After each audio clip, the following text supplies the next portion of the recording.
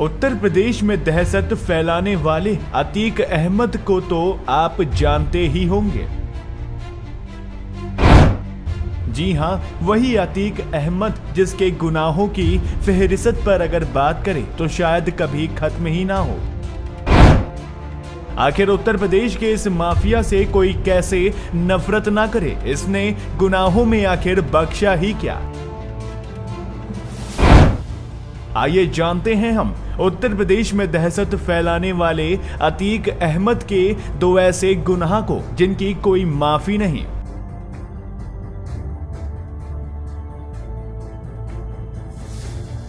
सालों नहीं दशकों तक उत्तर प्रदेश में दहशत फैलाने वाले अतीक अहमद के गुनाहों की फहरिस्त पर अगर बात करें तो शायद वो कभी खत्म ही ना हो। लूट, हत्या, किडनैपिंग, रंगदारी, फिरौती, मारपीट, क्या कुछ नहीं किया इस माफिया ने उत्तर प्रदेश में। गरीब परिवार में पैदा होने के बाद अमीर बनने के ख्वाब देखना गलत नहीं है, लेकिन उन ख्वाबों को गलत राह चुनकर पूरा करना गलत ही नहीं, अपराध है। और यही अपराध का रास्ता अतीक अहमद ने बेहद छोटी उम्र में चुन लिया था।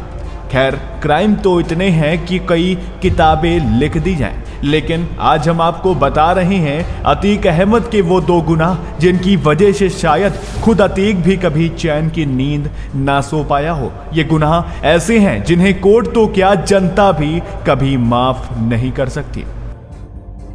अतीक अहमद का पहला बड़ा गुनाह चकिया के चांद बाबा का कत्ल। अतीक अहमद बचपन में अपने पिता के तांगे में बैठकर अमीर और पावरफुल बनने के ख्वाब बुनता था। उस दौर में चकिया में चांद बाबा नाम से एक गैंगस्टर हुआ करता था। चांद बाबा का उस इलाके में एक खास रुतबा था जो अतीक को खटकने लगा था। अतीक चांद बाबा से बड़ा गुंडा बनना चाहता था। वो चाहता था कि उसका नाम चकिया ही नहीं बल्कि पूरे उत्तर प्रदेश में हो। चांद बाबा के खिलाफ उस दौर में कई छोटे गैंगस्टर थे, यहां तक कि पुलिस भी चांद बाबा से छुटकारा चाहती थी। बस फिर क्या था, अतीक ने इसी का फायदा उठाया और चांद बाबा के खिलाफ एक गैंग तैयार किया। धीरे धीरे चांद बाबा का गैंग कमजोर हो रहा था और अतीक की ताकत बढ़ रही थी। साल 1989 में अतीक अहमद राजनीति में कूद पड़ा।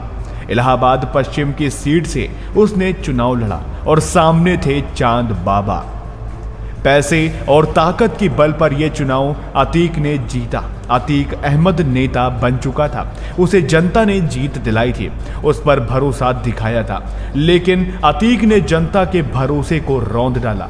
ताकत हाथ में आते ही अतीक अहमद की गुंडागर्दी और बढ़ गई और अब वो सफेद कपड़ों में काले काम करने लगा। विधायक बनते ही अतीक ने चांद बाबा को दिन दहाड़े गोली मारकर मौत के घाट उतार दिया।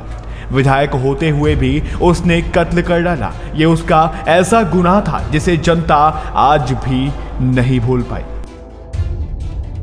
अतीक का दूसरा बड़ा गुनाह गेस्ट हाउस कांड। ये वो दौर था जब अतीक अहमद समाजवादी पार्टी के सामने अपनी साख बना रहा था। उस दौर में समाजवादी पार्टी और बहुजन समाज पार्टी ने मिलकर सरकार बनाई थी, लेकिन 1989 में काशीराम ने समाजवादी पार्टी अलग होने का मन बना लिया। काशीराम फैसला किया वो बीजेपी के साथ मिलकर राज्य में बहुजन समाज पार्टी की सरकार बनाएंगे और मुख्यमंत्री बनेंगी मायावती। मायावती ने राज्यपाल को खत लिखकर इस बात का औपचारिक ऐलान किया तो उस वक्त राज्य के मुख्यमंत्री मुलायम सिंह इस बात से काफी नाराज हो गए। उस वक्त मायावती एक गेस्ट हाउस में अपने विधायकों के साथ मीटिंग कर रही थी। मुलायम सिंह के कहने पर अतीक अहमद और समाजवादी पार्टी के कुछ और कार्यकर्ता जबरन उस गेस्ट हाउस में घुस गए जहां मायावती थी। अतीक अहमद और उसके गुंडों ने समाजवादी को खुश करने के लिए मायावती के साथ गाली गलौज की। बीएसपी विधायक के साथ मारपीट, धक्का मुक्की भी हुई। कहा जाता है कि अतीक अहमद और उसके गुंडों ने गेस्ट हाउस की बिजली तक काट दी और अंधेरे में बीएसपी नेताओं के साथ काफी बदसलूकी की। गेस्ट हाउस कांड को मायावती सालों तक नहीं भूल पाई और ना ही अतीक अहमद को। बाद में जब मायावती की दोबारा सरकार बनी तो उन्होंने अतीक के खिलाफ कई मामलों में सख्त कार्रवाई की। ये गेस्ट हाउस कांड मायावती के लिए सालों तक दर्द का सबब बना रहा। Bureau report, access Bharat.